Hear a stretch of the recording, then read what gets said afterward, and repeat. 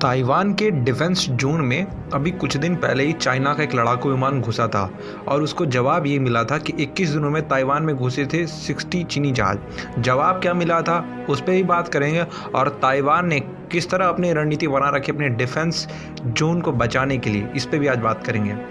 5 तारीख, 12 तारीख और 17 तारीख दिसंबर की मैं बात कर रहा हूँ, दिसंबर को छोड़कर इसी महीने लगभग हर दिन रक्षा क्षेत्र में चीनी सैन्य विमानों की निगरानी की गई है। ऐसा पहली बार नहीं है जब चीन ने ताइवान के रक्षा क्षेत्र में अपना सैन्य विमान भेजा हो। वो रेगुलर बेसिस पे ताइवान के इंडियन मतलब जितनी भी एयरफोर्स उसकी हैं उस पर युद्ध विमान भेजता रहता है। उसके जितने बेसिस हैं वहाँ पे ताइवान और चीन के बीच गतिरोध बढ़ता ही जा रहा है। चीन अपनी नापाक हरकतों से बाज नहीं आ रहा और बार बार ताइवान के रक्षा क्षेत्र में घुसपैठ करने की कोशिश कर ही रहा है कंटिन्यूअस। एक बार फिर चीन ने अपने वही पुराने चीज़ों को फिर से दोहरा दिया है। जानकारी के मुताबिक चीन के पास जो भी सैन्य विमान है, रविवार को उसने ताइवान के वायु रक्षा क्षेत्र में मतलब एयरफोर्स के उसमें बेस में भेजा था, घुसपैठ कर उड़ान भरी थी।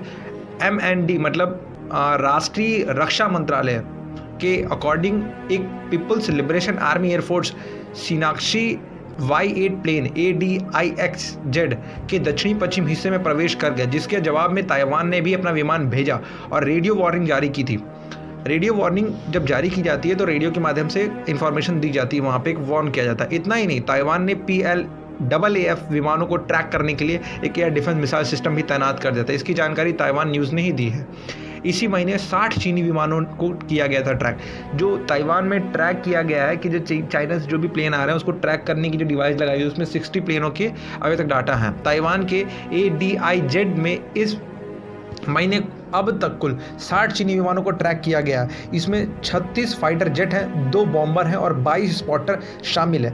5 तारीख, 12 तारीख और 17 तारीख इसी दिसंबर महीने को छोड़कर इस महीने लगभग हर दिन रक्षा क्षेत्र में चीनी सैन्य विमानों की निगरानी की गई है। ऐसा पहली बार नहीं जब चीन ने ताइवान के रक्षा क्षेत्र में अपना सैन्य विमान भेजा हो। वो कंटिन्यूसली ये सारी चीज़ें कर रहा है।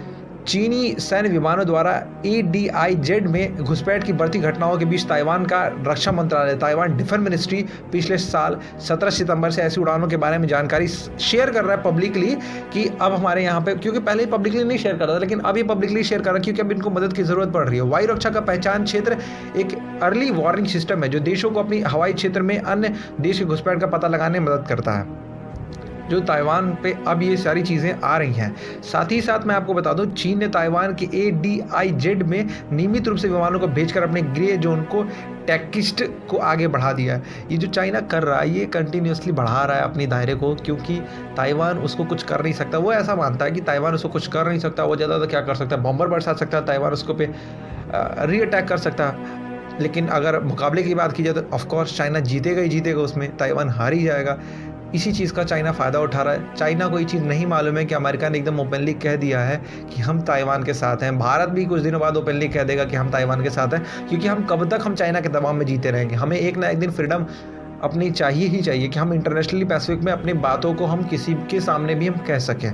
जिस तरह हमने S-400 की डील कर ली कॉमकासा से बिना किसी प्रतिबंध, क्योंकि अमेरिका देखता रह गया, अमेरिका कुछ नहीं कर सका, उसी तरह चाइना भी देखता रह जाएगा। ताइवान को हम बचा ले जाएंगे और ताइवान को हम सपोर्ट करें, क्योंकि अभी भारत में बहुत सारी ताइवान की कंपनियां भारत में स्टैब्लिश है और भारत के बहुत से लोगों को वो रोजगार दे रही हैं। तो कहीं ना कहीं हमारे और हमारे देश के लिए बहुत इंपॉर्टेंट रखता है ताइवान।